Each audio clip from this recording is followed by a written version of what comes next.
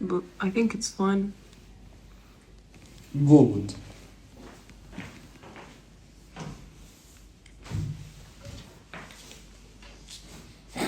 Ranni!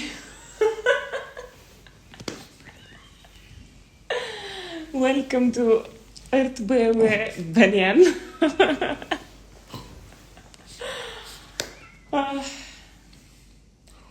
Would you like some medicine? Thank you. You have other 3 to take if you want for tonight. I took 2 so that we could do this. Come If I on. take them all, I can't. Come on. So this episode comes a bit from the will of, or I mean, me pushing you a bit to talk about yourself, and not just about to talk about the others and to interview others, but just to talk about your experience and your feelings. And Giulia is the host. I'm the host. Your first week in Hotel Dieu was quite painful. I mean, I'll say something. I didn't want people to know because I actually didn't want this to become a public event. I wanted to just... I didn't know how bad it was. Yeah. And I wanted to handle it. And then go public when I'm ready. But this country is small. People know each other. And it takes one person to just... Of course. But you saw me, I think, at my lowest moment. It was very dark. Very, very dark moment. I was in severe pain. I think they had the blood drains all over my body. And I was weak. And I was beginning to hallucinate from the medicine they were giving me. And sweating always. And they told me I was losing too much blood. Yeah. So I was not... so it was a bad, brief... First week. Yeah. Yeah. And you were sad, psychologically you were down. I remember. So yeah. I'm glad the opposite. When I saw you here in Otbawe, it's the opposite. I saw you smiling and I was so happy to see you relieved, So I thought you would be still in this state, but no, that's good. So it's only because of people that I've seen here, and that includes you. I wouldn't be smiling unless I had great company. Real friendship. I don't think I'd be okay. So I keep saying this. It's not about, it's not the place. It's the people that I've been in touch with and seen regularly. They keep my spirits up. Maybe a bit too up now that I'm recording episodes. Every day, twice a day. Twice a day. And I'll say, you just recorded an episode with me and Najat on Saliba on the balcony. Twice, because the first round didn't work. The audio failed. So you've seen... I forced you into my world. I'd rather stay busy because the positivity gives me energy.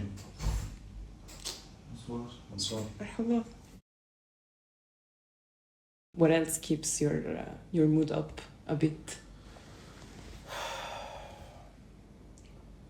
There's one person I met here who I know already from before.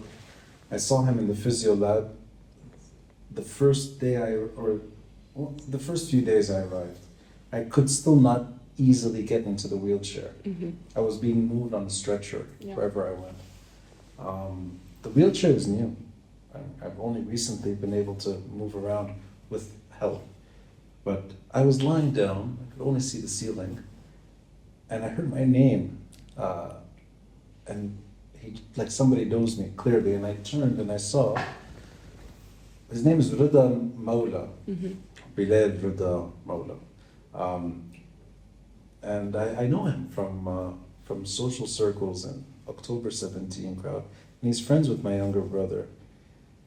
And I know his accident. I know his story. He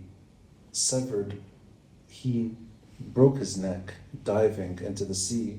He hit a rock in shallow water and has been paralyzed for 2 years and a few months. I haven't seen him since that accident. Last time I saw him was, I think, weeks before it happened. In Beirut by accident. Just by chance, we were talking. I heard of the accident. I spoke to him a few times on social, just communicated a bit. And in recent months, I had not been in touch with him. But the moment I saw him, and the way he was handling his condition, I was like, oh, well, at least I know someone here. Yeah.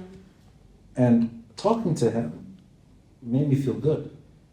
He has a very strong personality, and his mind is fantastic. It's not quiche, it's not cliche. He's positive in the real sense. And he sees perspective, which is really interesting. I did an episode with him, right here. And I was there to film it. That's right, you were filming it, of course. Now I'm talking about someone you met. I already forgot that you met him. He told me something which is important for me. He compares his condition to others, meaning that for him, could have been worse. Head trauma. He avoided it. Yeah. That seems to be the issue, that head trauma is probably the worst possible outcome. Of course. And he told me this. He said, his condition could have been worse. And my condition is not, I can't compare, obviously. And I anticipate, hopefully, full recovery, even when I'm experiencing extreme pain. I'm lucky. Let's say it for those who don't know, like, how long are you gonna be in bed, or how long are you gonna be? Well, it's anticipation of 3 months with assistance, whether it's wheelchair. Yeah. I do physiotherapy for balancing on a walker. I can't yet get on a walker, but what has to happen first is the shoulder has to recover, which takes 10 weeks, 2.5 months. Then I can get on crutches, which means then I can get out of the wheelchair. Exactly. But applying weight on my foot for the leg and knee, I think it's a little shorter. I can start putting pressure on it. So maybe 3 months. I'll be able to walk maybe with crutches, but I know that within a year it should be full recovery. Yeah. And a year and 6 months, I should be able to remove the what's been Everything. inserted into my body. I The have metals. lots of metal, 2 metal rods, and too many screws keeping my bones together. Yeah. That's where the pain comes from. Yeah. I'm really curious to know, how do you expect to live the space of Beirut in these conditions, and the barriers, there are architectural barriers, I don't know if you say so in English, that you're gonna expect to have to, like, face all the time. Like, Beirut is not a city for someone who's in a wheelchair. You're gonna have to carry me. Need to bring a strong man, I guess. I don't think I'll be going out much. Yeah. I already understood from different people that are using wheelchairs either temporarily or lifelong that, it's inconvenient and you cancel plans. Rida mentioned his own experience of trying to meet friends in a cafe. There was no access and he couldn't get in. I think it's going to be a short-term inability to do what I love doing, which is just be at ease in Beirut. It's an interesting question. I think I'll be limited to open areas, but even then I can't push myself. Yeah. So I'll need, for me it's unfortunate that I'll need assistance because I don't like asking people to help me move. I feel uncomfortable, whether it's going to the bathroom or whether it's going to the corniche. So I think I'll be, unfortunately, I won't be in the city that I won't be able to access the city. Yeah. But there are some places that I think are wheelchair friendly enough. They may not be everyone's favorite place to go, but shopping malls have access. The corniche. Even the should be corniche, fine, exactly. Even the corniche. And to be honest, it's also summer. Yeah. Like it's a bit unpleasant, Yeah. so maybe I'll be going to, if I can, areas that have wheelchair access to sit in, open areas. One of my favorite AC. places is Union Mart. What's that? And AC. AC, yeah, AC. No, but I don't know. I really don't know yet. Yeah. Let's see. I've been in a bed or in a wheelchair now for 3 weeks, and Yeah. haven't been outside. So being in a car in itself will be a bit... Except on the balcony of on the Dubai. balcony, yeah. Exactly. Every day. Every single day. Yeah, you're right. Do you think there's something to blame for what happened?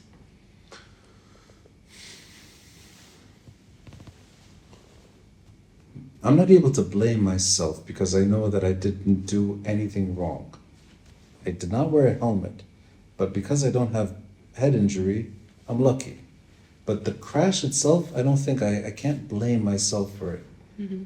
I also don't really blame whoever spilled, wherever the oil leak came from, whether it's the gas station, there was a fire truck parked, wherever it came from. I don't really feel I can blame. Or even for that matter, I'll go further, the car that parked wrong. I mean, every single street has a car that's parked wrong. I don't have the blame thing yet, but I do put some emphasis on negligence, that lawlessness and bad driving has severe consequences. Yeah. Maintenance, road infrastructure, it's life-threatening. It's not just the way people drive, it's what they're driving on. Yeah, and it's just everywhere, And what happened to you was something also that like you could not expect somehow.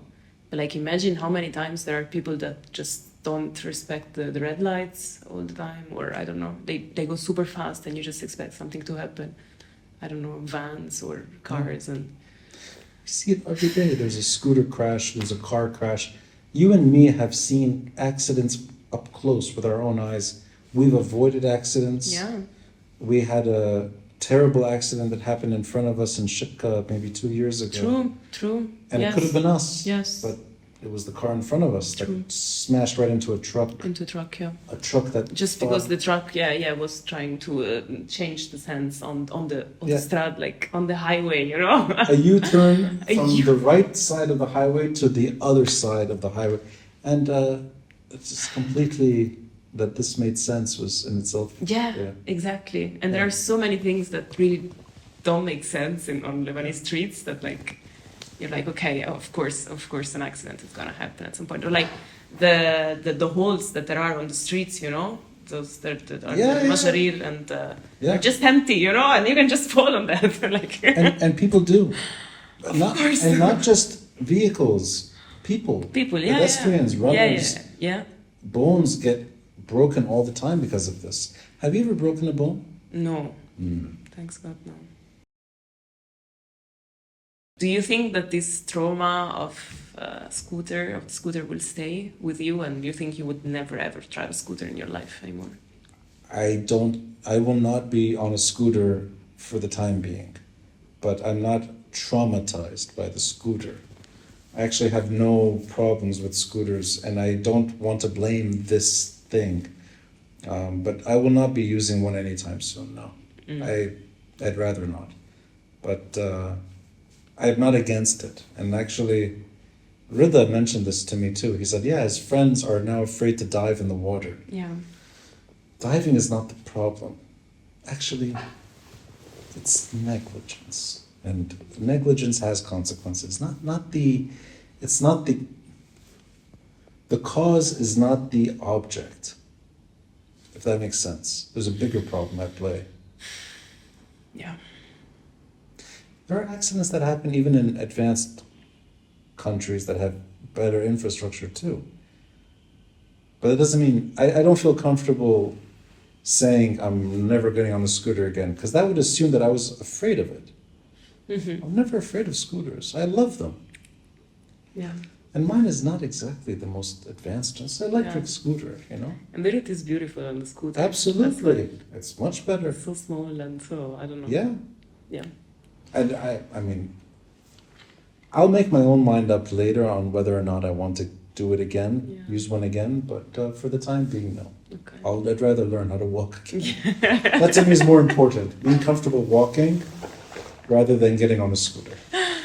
Yeah, and then we'll start the Will Beirut tour. But I've done episodes with people that have lifelong consequences. Yes, exactly. And people that use wheelchairs for life. I've Yeah. met people that are on wheelchairs for life. Yeah. I'm lucky. I'm in a wheelchair for a short period of time. I think they're the ones that are really going through something much more profound, life-changing. Mine is temporary, hopefully temporary. How is your life here inside Earthbewe? Like, okay, your daily life, first of all, if you want to say in general a bit, and like psychologically wise, let's say, do you manage to talk a bit to the people who are here and to be friends? Or, The comparison I can give is to the hospital. Yeah. It is much better. Yeah. But not because the hospital is rehab bad. center, yeah. Exactly. It's slower. Yeah. And there's more care. And there's less traffic. Mm-hmm.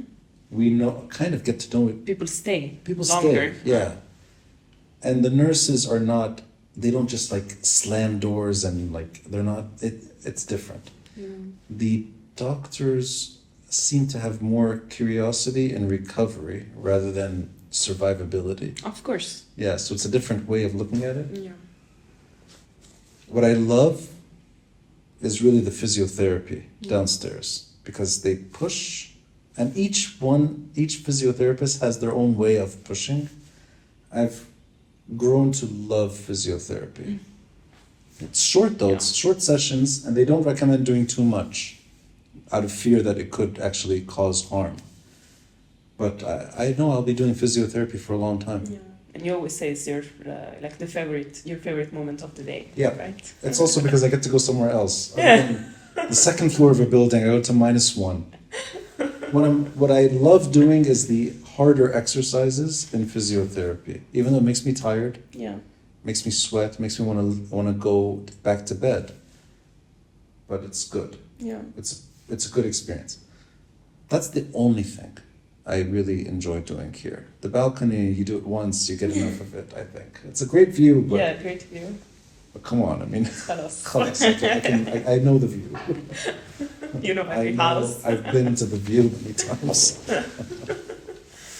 But And of course, people that visit. yeah. But that's not, I mean, what I appreciate about them is they're going through traffic to get to me. You do it, other people do it. 2 hours of traffic just to, 1.5. yeah, Yeah. just to see this broken thing. Yeah, from Beirut, it's crazy. But this makes me even more positive, Yeah. that there's people willing to see me every day. And so many people are coming every day. Yeah. And, And it's not the same people. Like there's a lot of people that are coming and they don't have to. You don't have to. you can see how many flowers there are around. It's just full, you know. Yeah, right. And you can't see all of them. Yeah. Four bouquets and lots of So chocolate. so much chocolate. And people that spend the night. Yeah. I mean, I'm lucky. I don't know what to say other than I'm lucky. Yeah.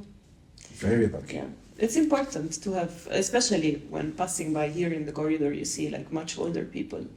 Yeah. And they're like either lonely or with a helper or one person maximum all the time. So I feel like you definitely are lucky, and especially this fact of putting like 2 or 3 tripods to record episodes in the room or on the balcony, and like it's just incredible. You know? I know it sounds so stupid, but that has become such an important thing for me, to be able to find creative ways of filming. Yeah. Creative, rugged, very amateur, but it keeps my brain busy. And then I have hours of editing, and I don't mind. I'd rather do that. I really mean this. I'd rather do that than just watch YouTube or Netflix or, I'm sorry to say it, even read books that people bring me.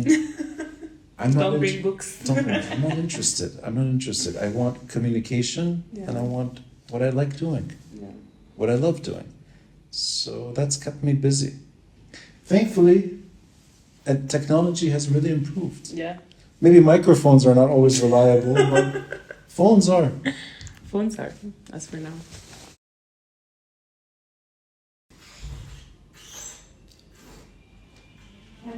Hi.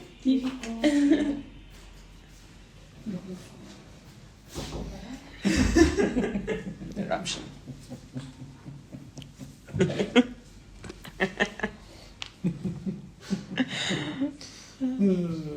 appreciate a lot. So thanks for being available to to reply to all these questions. Although it's 10:30 p.m. It's and 2 hours past my bedtime. and exactly, you normally sleep at 9 or 9:30 because they wake you up at 6, and I know it well. 6 in the morning is the first. Ugh, It's 6 not in the looking morning. forward to I it. get my shots, I get my medicine, I get my food. Yeah, It's early Yeah. start. yeah. 8 o'clock, you're supposed to go out. Yeah, I stayed exactly. awake tonight to talk to Giulia Cingolani. Nice, thank you. Thanks for opening yourself up a bit. And I'm sure people enjoyed this as well. You know, like everybody has questions for you, and they're always the same basic questions, like what happened the first week, how did you feel, and how are you feeling now? And like at least you have, you know. I have a watched question this for you. episode. First, I've never done an episode in bed. Yeah, true. It was So- the opposite normally, right? You Yeah. were here and people were in bed. If it happened sometimes. If it happened, yeah. I'm interested in your opinion about something. I decided to share that I got into an accident, crash, whatever. I decided to talk about these 3 serious injuries on social media. Yeah. I was not sure about doing this. At the beginning, I thought I can tell people one-on-one, and I don't need to make it a public thing. 2 weeks after, I decided to just start talking about it publicly. I'd like your opinion on whether or not that is something to you that is good, bad, problematic, positive, negative, and how you see it. Yeah. Do you see it as something that is... Yeah, I'd like to know your reaction to Yeah, that. I think that's normal that people want to know about it, and you just tell people, especially you, like, you know, you're like kind of a public figure, you know, people know you. And for me, it was crazy the reaction that you had at the beginning, like not wanting to tell people, and like I had to pay attention to whom I was actually telling, like Ronnie is sick or he had an accident. So for me, it's much better now that you can just, especially this shows that you have accepted what happened to you, Yeah. and that you just want to go through it, and you want to, you know, feel better soon. And I'm not sure if personally I would share like videos of, I don't know, physiotherapy or like things that are going on like this specifically. But it is important, I think, to share it with people around, and you know, that people know what actually happened to you. And yeah, I think it helps you too. I mean, I guess you're full of, like, you have too many messages now of people telling you salemtak, salemtak, salemtak. But I it started... is positive. So. Yeah, I tried seeing the positive in it. Yeah. But it's also because isolated for a long Yeah. time. There are too many people that I thought, let me say it and then I can share what I want. But I'm more comfortable now because I've accepted it. It's true. Yeah. But then for me, it's a fine line of overdoing it or trying to seek attention. And for me, I'm trying to not seek attention. It's more like trying to just share that. Look, people will always say bad things about anybody, Yeah. especially on social media. So Yeah. do whatever you feel like doing at the end. It's fine. Yeah. Although I've gotten so many messages, people saying that they enjoy seeing the positive side of it, the smiling, not happiness, but like Yeah. there's strength in it. Yeah. If it's doing that, then I'm happy. Yeah. Yeah. It's so much more interesting than talking about Hezbollah. I mean, still interesting, but I mean, it's like what we were saying for Bilal as well, no? When like he plays music, he sings still, and like that's very nice to show this kind of I don't know, everyday life moments. And Yeah. same for you, like recording videos in a hospital, you know, recording episodes of a podcast in a hospital. That's incredible. Look, hey, it's different. Yeah. I found a way to do it. Nice. I mean, yeah. With But bottles. What? With bottles of water Yeah. and But that's phones because leaning on this has to stay okay. I think if course. this is okay, everything else will be fine. Of course. Yeah. If this is not okay, it's not going to work. In Europe, they actually give you psychological support, when you have an accident like this. I think in some public hospitals this happens. I don't think this is a case. This is the case for Lebanon. You're my psychologist. But yeah, it is very important. It is very important. So, thanks for sharing all these aspects of your new life with me, with us. وسلامتك. Allah يسلمك. Giulia Cingolani, host of the Earthberry podcast. Thank you. Thanks, Giulia. That was fun. I will edit that. No. No, I